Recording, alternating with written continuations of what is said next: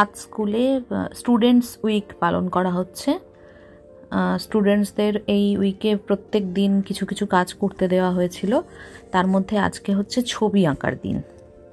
তো ওদের সাবজেক্ট হচ্ছে তোমার চোখে তোমার বিদ্যালয়। তো সবাই মোটামুটি রং, পেন্সিল, তুলি, আর্ট পেপার সব নিয়ে বসে পড়েছে। খুব সুন্দর করে একটা ছবি আঁকার চেষ্টা চলছে এবং বেশ খুশি মনে ওরা ছবি আঁকছে। এখন তো আর কি আমাদের সবসময় পড়াশোনা বা অন্যান্য কাজ করতে হয়, তো তার মধ্যে এই ছবি আঁকা, গান গাওয়া এইগুলো একটুখানি কমই হয়ে গেছে।